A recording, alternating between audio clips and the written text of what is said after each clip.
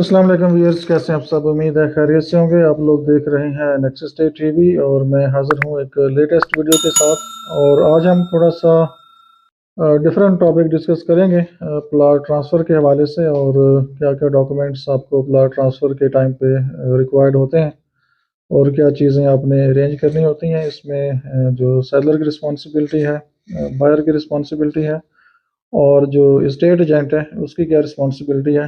तो इसको डिस्कस करेंगे। तो चलते हैं टॉपिक की तरफ। और उससे पहले अगर कोई नए लोग वीडियो को फर्स्ट टाइम देख रहे हैं या इस चैनल के ऊपर फर्स्ट टाइम है, तो उनसे गुजारिश करेंगे कि वीडियो को लाइक भी करें और चैनल को सब्सक्राइब कर लें, ताकि इस तरह की इंफॉर्मेशन आपको फ्यूचर में मिल सकें।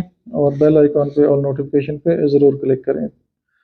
तो मेरा मानना है कि जिस बंदे ने भी मेरी सारी वीडियोस देखी होंगी, तो कम से कम वो 70-80% जो बहरी इनक्लेव है इसका मुकम्मल उसको आइडिया हो गया होगा। और अगर कोई स्टेट जॉइंट वीडियोस को देखते हैं तो डेफिनेटली उनको कंप्लीट इनक्लेव की इंफॉर्मेशन मिल गई होगी, क्योंकि मैंने तकरीबन हर टॉपिक पे डिस्कशन की है। और स्पेशली बहरी इनक्लेव के हवाले से मैंने सारी इन्फॉर्मेशन आप लोगों को दी है। सेक्टर्स के विज़िट भी किए हैं, डिफरेंट टॉपिक्स डिस्कस किए हैं। ये टॉपिक तकरीबन मैंने 10 महीने पहले भी डिस्कस किया था। तो अब चूँकि थोड़े से जो लोग हैं वो वीडियोस को ज़्यादा देखते हैं और सब्सक्राइबर की जो तादाद है थोड़ी ज़्यादा है, तो मैं चाह रहा हूँ कि ये इन्फॉर्मेशन मज़ीद आप लोगों तक पहुँच जाएँ और आप लोगों को ऑलरेडी पता हो।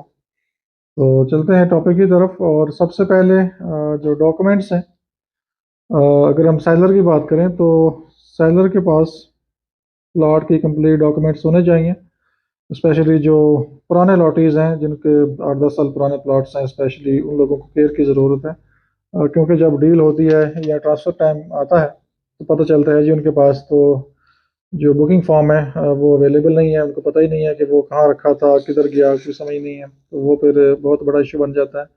अलॉटमेंट लेटर का सम टाइम उनको पता नहीं होता और सम टाइम बहरिया की फ़ाइल के अंदर ही लगा होता है। ठीक है, तो इसलिए जब भी आप प्लॉट सेल करने का इरादा करें तो सबसे पहले आपके जो प्लॉट के डॉक्यूमेंट्स हैं वो पूरे होने चाहिए। और अगर कहीं मिसिंग है कोई चीज़ तो फौरी जो भी आपका स्टेट एजेंट है उससे रब्ता करें। और अगर आपको कोशिश करने के बावजूद अपने घर से भी चीज़ें नहीं मिली और बहरिया की फ़ाइल के अंदर भी वो डॉक्यूमेंट्स मौजूद नहीं हैं, तो फिर जो इसका प्रॉपर एक प्रोसीजर है, आपने इसकी जो रिपोर्ट है वो पुलिस स्टेशन में करवानी है, फिर न्यूज़पेपर ऐड देना है। ठीक है, और उसके बाद बहरिया में आपने सबमिशन करनी है और उसके बाद फिर आपका ये ट्रांसफ़र होता है। तो मैं ये सारे जो प्रोसीजर है डॉक्यूमेंट मिसिंग का उसकी वीडियो प्रॉपर मैंने बनाई थी, और दोबारा भी मैं इसके ऊपर बात करूँगा और कोशिश करूँगा कि डिस्क्रिप्शन में उसका मैं लिंक भी शेयर कर दूँ। ठीक है, तो डॉक्यूमेंट मिसिंग के हवाले से कंप्लीट इन्फॉर्मेशन आपको मिल जाएंगी। ठीक है, तो अभी हम बात करते हैं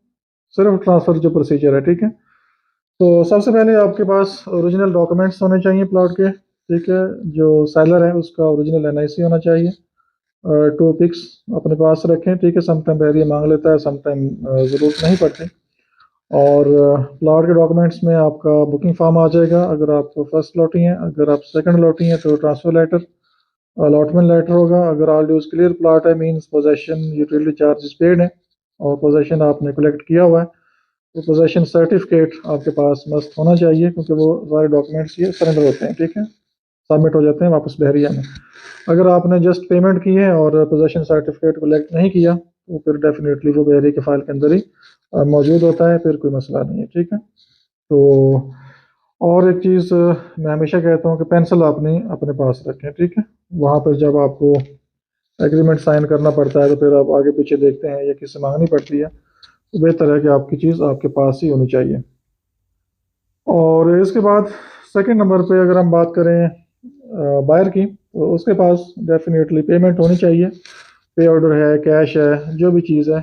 ठीक है, सारी फीसें, टैक्स, हर चीज़, उनकी अमाउंट्स पूरी आपके पास हों। और कोशिश करें कि जो जो आपकी फ़ीसें हैं उनके अलहदा सेपरेट आप पैकेट बना लें। ठीक है, ट्रांसफ़र फ़ीस है उसकी अलहदा अमाउंट रख लें, टैक्स है उसकी अलहदा अमाउंट रख लें, और जो आपने सेलर को पेमेंट करनी है उसका आप एक अलहदा इनवॉइस के अंदर अमाउंट डाल लें या पे ऑर्डर है। ठीक है, जो भी है, तो ताकि आपको ट्रांसफ़र टाइम पे आसानी होगी और आपके पास अमाउंट्स पूरी होंगी और पता होगा ये ट्रांसफ़र फ़ीस, ये टैक्स है, वो सीधा जाएं अपने स्टेट एजेंट को दे दें, और अगर आपको उसके ऊपर ट्रस्ट नहीं है तो फिर आप जाके खुद जमा करवा दें, ठीक है। और कुछ 100 में से एक दो क्लाइंट ऐसे मिलते हैं जो कि अपने हाथ से चीज़ें जमा करवाना पसंद करते हैं, तो फिर सम टाइम रश होता है, आप बैंक में जाएं, अगर रश नहीं है तो लाइन के बगैर भी हो जाएगा, वरना लाइन में आप खड़े हों और सारी चीज़ें वहाँ पर जमा करा के रसीदें अपने स्टेट एजेंट को दें। अगर स्टेट एजेंट को नहीं देते तो डायरेक्ट जिस काउंटर के ऊपर फाइल लगी है वहाँ जाके आप वो टैक्स ट्रांसफ़र फीस जमा करवा दें जाके, ठीक है, रसीदें उसी फाइल के साथ, डॉक्यूमेंट के साथ, तो वो पूरी फाइल में फिर सारी चीज़ें लग जाती हैं।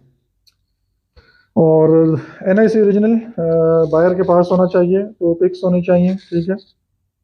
और इसके अलावा एनआईसी की कॉपी, ठीक है, एनआईसी की कॉपी भी ट्राई करें कि अपने पास रखें, वरना फिर आपको कॉपीज़ वहाँ करवानी पड़ेंगी और 15-20 मिनट एक्स्ट्रा आपके लग जाते हैं, क्योंकि बहरिया को जब आपने डॉक्यूमेंट्स देने हैं तो फाइल पूरी कंप्लीट करके देनी होती है, और सम टाइम वो बहरिया वाले कहते हैं जिसकी कॉपी करवा के लाएं, और फिर कभी बेसमेंट में कभी आगे पीछे कॉपी वाला नहीं होता, तो टाइम वेस्ट होता है, ठीक है। तो कोशिश करें कि सारी चीज़ें आप रेडी करके लेके जाएं, ठीक है।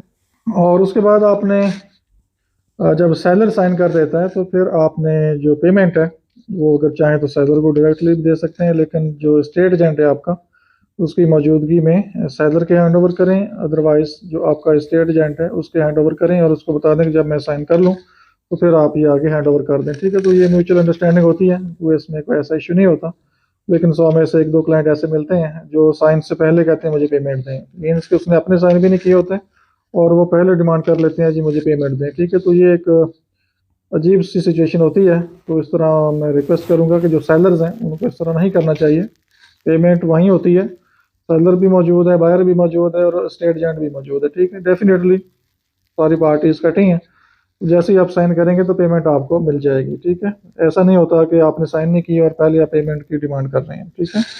तो जैसे ही आप साइन करें, और अगर बहुत ही कोई वर्स्ट सिचुएशन बन जाए तो फिर मैं बायर लोगों से भी रिक्वेस्ट करूंगा जो प्लॉट बाय करना चाहते हैं कि वो जो भी अमाउंट है वो स्टेट एजेंट के हवाले कर दें, ताकि दोनों पार्टीज़ का ट्रस्ट स्टेट एजेंट के ऊपर होता है, क्योंकि वो दोनों पार्टीज़ को इंगेज किया हुआ होता है और उसी के थ्रू डील होती है। तो आप पेमेंट जो स्टेट एजेंट है उसके हवाले करें और उनको बता दें कि जब सेलर के साइन हो जाएं तो फिर पेमेंट आगे हैंड ओवर करें, ठीक है। तो जब सेलर के साइन हो गए तो फिर आप सेफ एंड सिक्योर हैं, क्योंकि फिर आपके ही साइन होने हैं और आपके ही नाम से सारे डॉक्यूमेंट्स कंप्लीट होने हैं, ठीक है।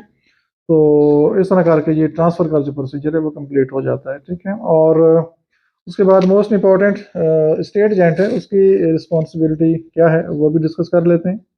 स्टेट एजेंट ने सबसे पहले जो डॉक्यूमेंट्स हैं ट्रांसफ़र सेट जिसे हम कहते हैं वो कंप्लीट करने हैं, और उनके साथ साथ आपने जो स्टेट एजेंट से मुखातिब हूँ, स्टेट एजेंट ने सेल एग्रीमेंट भी बनाना है, ठीक है, फुल प्राइस का। नॉर्मल होता क्या है कि स्टेट एजेंट इसके ऊपर फोकस नहीं करते और सिर्फ ट्रांसफ़र सेट बना लेते हैं, और जब ट्रांसफ़र होता है प्लॉट तो फिर अगर बायर या सेलर डिमांड कर ले जी सेल एग्रीमेंट किधर है, तो फिर वो भागते हैं सर जी बैठे मैं अभी आया, ठीक है। तो अभी का मतलब वो घंटा लगा के आता है, ठीक है, क्योंकि समटाइम अगर स्टाम्प वाले के पास रश है तो फौरी आपको सेल एग्रीमेंट नहीं मिलता, फिर आपको 1 घंटा 1.5 घंटा वेट करना पड़ सकता है। तो इसलिए मैं सेलर बायर से भी रिक्वेस्ट करूंगा, अगर कोई वीडियोस देख रहे हैं तो कम से कम वो जो भी उनका स्टेट एजेंट है उनको सख्ती से कहें कि sale agreement must transfer time पे लेके आएँ, ठीक है, क्योंकि वो आपका टाइम सेव करता है और एक इम्पॉर्टेंट डॉक्यूमेंट है जो कि आपको ट्रांसफ़र सेट के साथ ही बनाना होता है। कुछ लोग मिसिंग करते हैं, काफ़ी लोग ये चीज़ें बनाते हैं, ठीक है। तो बेहतर है कि आप रिमाइंड कर दें ताकि स्टेट एजेंट को पता हो कि ये चीज़ भी इंक्लूड करनी है।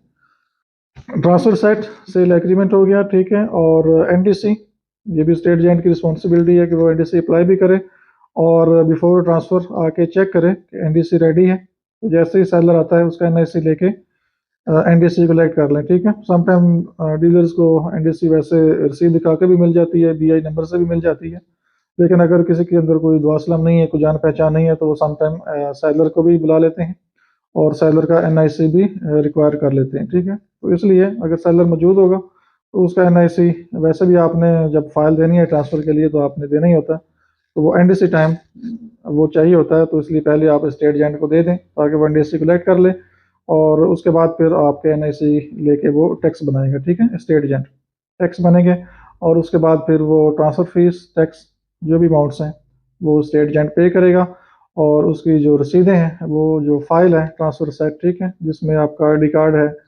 ट्रांसफ़र सेट है, ठीक है, इस तरह से एनडीसी है, टैक्स की जो अमाउंट जो टैक्स की रसीदें हैं, वो सारा कुछ पूरी फाइल एक कंप्लीट होती है। वो स्टेट एजेंट फाइल कंप्लीट करके जो ट्रांसफ़र का काउंटर है वहाँ रखेगा, और फिर जो बहरिया के रिकॉर्ड रूम में फ़ाइल होती है वो आती है, और फिर वो फ़ाइल चेक भी होती है बिफोर ट्रांसफ़र। ठीक है, तो सारे चेक करके उसके बाद स्टेट एजेंट जो है वो फ़ाइल आगे डॉक्यूमेंट सबमिट कर देता है, और उसके बाद फिर आपको बुलाया जाता है सबसे पहले सेलर को, और उसके बाद फिर आगे परचेज़र को बुलाया जाता है। ठीक है, तो इस तरह से आपका जो ट्रांसफ़र का प्रोसीजर है वो तकरीबन मैक्सिमम आधा घंटा लगता है। अगर डॉक्यूमेंट्स रेडी हैं, सारी चीज़ें पूरी हैं, मैक्सिमम 30 मिनट लगते हैं, या रश हो तो आप 1 घंटा माइंड में रखें मैक्सिमम, तो प्लाट आपका ट्रांसफ़र हो जाता है। ठीक है, और उसके बाद जब आपका full price sale agreement sign होता है, तो जो ओरिजिनल एग्रीमेंट होता है वो बायर के पास जाता है, और जो कॉपी होती है वो सेलर के पास जाएगी। ठीक है, और उसके बाद फिर आपके जो ओरिजिनल एनआईसी हैं ये हैंड ओवर किए जाते हैं काउंटर से। ठीक है, जब ट्रांसफ़र कंप्लीट हो जाती है तो एंड के ऊपर फिर आपके जो एनआईसी हैं सेलर का बायर का वो रिटर्न किया जाता है। ठीक है, और बायर को ट्रांसफ़र रसीद मिलती है। ठीक है, और वो एक वाइट सा पेज होता है, मेरे साथ ये फ़ोटो लगा भी दी है, आप देख भी सकते हैं। इस तरह की ट्रांसफ़र रसीद मिलेगी आपको, और 3 से 4 वीक्स तक आपको ट्रांसफ़र लेटर मिलेगा प्रॉपर, जो कि आप बाय हैंड कलेक्ट करेंगे। ठीक है, और अगर आपने अपना टीसीएस करवाना है तो भी आप वहाँ बता सकते हैं कि ये टीसीएस कर दे, तो वो फिर टीसीएस कर देंगे। ठीक है, लेकिन majority by hand he collect कर रहे हैं, क्योंकि ये समटाइम आगे पीछे चीज़ें मिसिंग भी हो जाती हैं टीसीएस, तो इसलिए बेहतर है कि बाय हैंड कलेक्ट कर लें। वो आप 2 महीने बाद आएँ, 6 महीने बाद आएँ, तो वो लेटर आपका उस फाइल के अंदर ही लगा होता है। ठीक है, वो मिसप्लेस या आगे पीछे नहीं होता। और इस तरह से ये जो ट्रांसफ़र का प्रोसीजर है आपका कंप्लीट हो जाता है, और उसके बाद आगे फिर आपने घर बनाना है, जो भी है वो आगे फर्दर स्टेप्स हैं, पोजेसन अप्लाई करेंगे। ठीक है, वो सारी स्टोरियाँ बात की हैं, तो उनके ऊपर फिर हम बात करेंगे। तो फिलहाल ये ट्रांसफ़र का प्रोसीजर है, जो कि मैंने कोशिश की है कि कम से कम टाइम में आपको बता सकूं, लेकिन फिर भी वीडियो 12-13 मिनट्स पे चली जाती है। लेकिन कोशिश होती है कि चीज़ आपको डिटेल से बता दी जाए, ताकि आपको क्लियर आइडिया हो कि एग्जैक्ट क्या करना है और क्या कैसे करना है।